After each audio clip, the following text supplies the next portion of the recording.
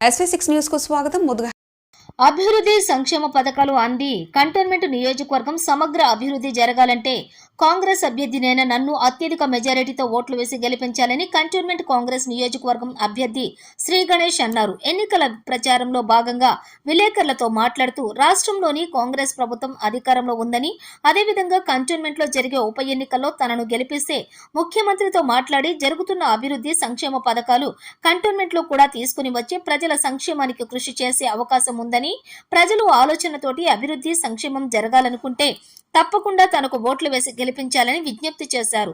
ముఖ్యమంత్రి రేవంత్ రెడ్డికి, వరంగల్ మేయర్ గుండు సుధారాణికి, ఎన్నికల్లో ప్రచారం చేసిన రెవెన్యూ శాఖ మంత్రి పొంగులేటి శ్రీనివాసరెడ్డికి, మైనంపల్లి హనుమంతరావుకి, మాజీ మంత్రి సర్వే సత్యనారాయణకు, ఇతర కాంగ్రెస్ నాయకులకు ఆయన కృతజ్ఞతలు తెలిపారు. ఈ నెల 13వ తేదీన జరిగే ఎన్నికల్లో త్వరగా కాంగ్రెస్ కార్యకర్తలు, నాయకులు ఓట్లు వేసి పోలింగ్ శాతాన్ని పెంచాలని కోరారు. ఈ కార్యక్రమంలోని వరంగల్ మాజీ మేయర్ గుండు సుధారాణి, మిత్రపక్షాల నాయకులు పాపిరెడ్డి అమరేందర్ రెడ్డి, బాదం బలవంత్ రెడ్డి, సంకీ రవీందర్, సరిత, యోగేందర్ రెడ్డి, తేలుకుంట సతీష్, మారుతి గౌడు తదితరులు పాల్గొన్నారు. శ్రీ గణేష్ గారికి, వస్తున్నటువంటి గణేష్ గారికి, అదేవిధంగా సోదరులు సీనియర్ కాంగ్రెస్ నాయకులు అమరేందర్ రెడ్డి గారికి, వేదిక మీద ఉన్న నాయకులకు అందరు కూడా పేరు పేరున నా నమస్కారాలు. ఒకటే ఎజెండా, కాంగ్రెస్ ప్రభుత్వం అధికారంలోకి రాకముందు పేద బడుగు బలహీన వర్గాల సంక్షేమమే ఎజెండా తోటి, గ్యారంటీలతోటి ముందుకు వచ్చి ఆ అధికారంలోకి రాగానే ఇచ్చిన మాటను నిలబెట్టుకొని మహిళల కోసం ఫ్రీ బస్ ఇవ్వడం, అదేవిధంగా ఫ్రీ బస్ ప్రయాణం, రెండోది 200 యూనిట్ల లోపు ఉన్న వాళ్ళకి ఫ్రీ కరెంట్ ఇవ్వడం, దీంతో పాటు గ్యాస్ సిలిండర్ కూడా తీసుకున్న పథకాలు 500 రూపాయలు, ఇవన్నీ కూడా అమలు పరుస్తూ మిగతా గ్యారంటీలను కూడా మేమిస్తామనే భరోసాతోటి వస్తున్న ప్రభుత్వం కాంగ్రెస్ ప్రభుత్వం.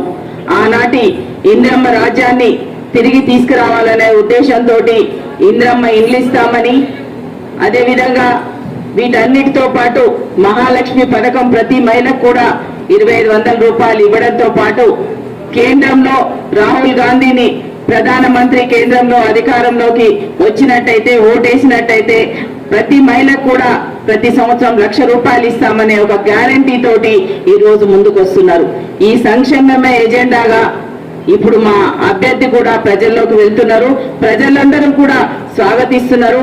ఎక్కడికి వెళ్ళినా కానీ మహిళా సంక్షేమము, మహిళలని కేంద్రీకరించి మహిళల కోసం తీసుకొస్తున్న పథకాలని చూసి ఈ రోజు ప్రతి చోట కూడా మహిళలందరూ కూడా చేయి గుర్తుకే ఓటేస్తామని స్వాగతిస్తున్నారు.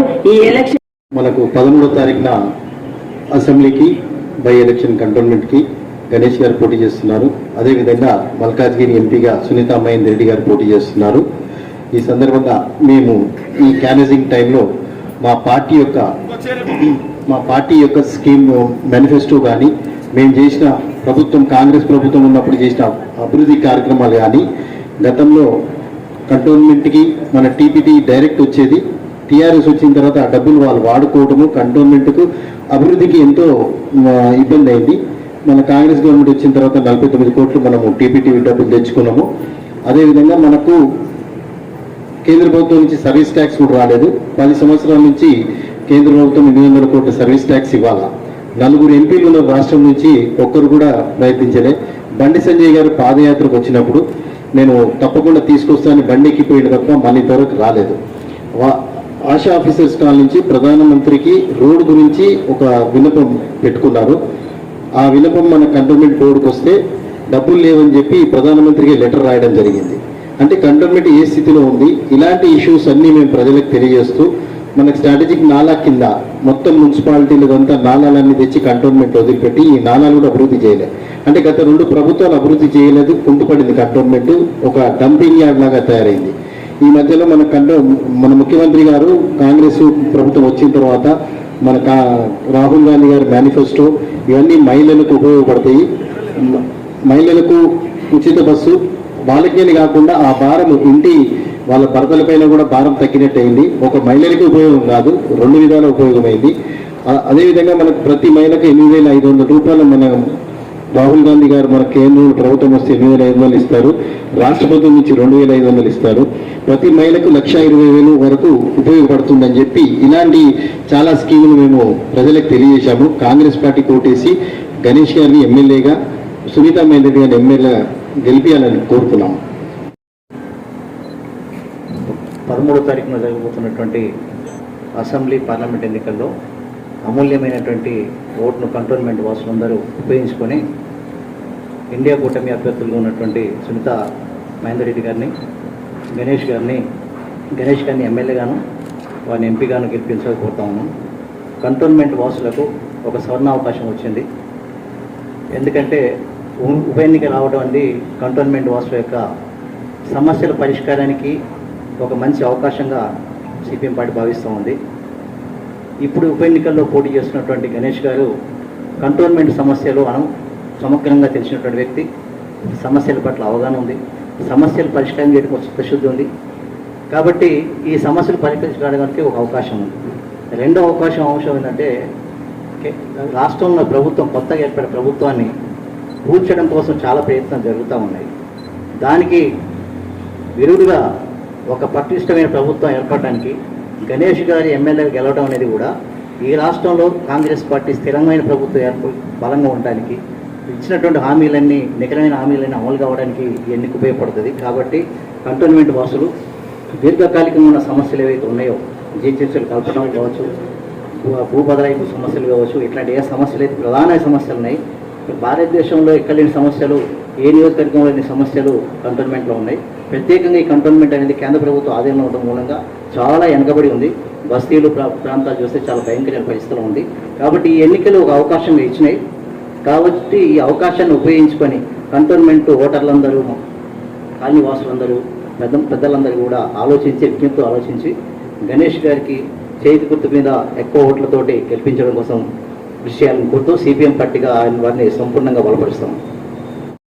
మీకు అందరు తెలుసు, అందరు పోటీ చేస్తున్నారు, కానీ ఈ పోటీలో మాత్రం నేను ఒక రిక్వెస్ట్ చేస్తున్నాను, మీరందరూ అభివృద్ధి గురించి కాంగ్రెస్ పార్టీకి ఓటు చేయాలి. ఇప్పుడు గవర్నమెంట్ ఆల్రెడీ ఫిక్స్ అయిపోయి ఉంది.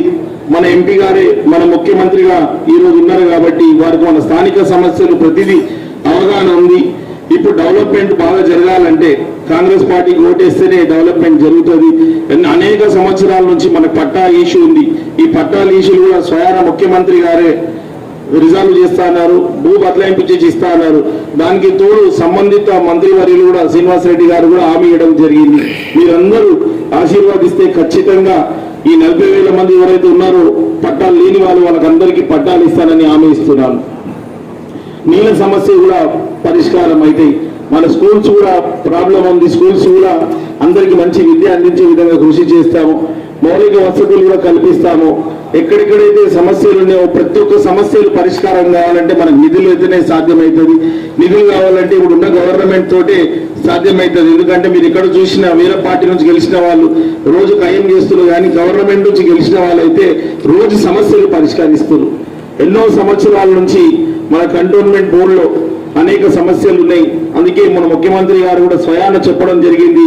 కంటోన్మెంట్ వికాస్ మంచ్ వారు కూడా మాకు సహకరించి కాంగ్రెస్ పార్టీలో జాయిన్ కావడం జరిగింది. ఎందుకంటే జిహెచ్ఎంసీలో మన cantonment board civil areas merge కావాలంటే అది కేవలం మన గౌరవ ముఖ్యమంత్రి గారితో సాధ్యమవుతుంది, వేరెవరితో సాధ్యం కాదు. ఎందుకంటే అనేక సంవత్సరాల నుంచి ఉన్న ట్రాఫిక్ సమస్యలు గతంలో ఉన్న ముఖ్యమంత్రి మాటలు చెప్పింది కానీ పని చేయలేదు. కానీ ఈ రోజు మన ముఖ్యమంత్రి గారు కేవలం తక్కువ సమయంలో, కేవలం 100 రోజులనే కంటోన్మెంట్ బోర్డు ల్యాండ్ మరియు ఆర్మీ ల్యాండ్ ఎక్స్చేంజ్ చేసి ఎలివేటెడ్ కారిడార్ కి శంకుస్థాపన చేసిన ఘనత మన గౌరవ ముఖ్యమంత్రి గారిదే.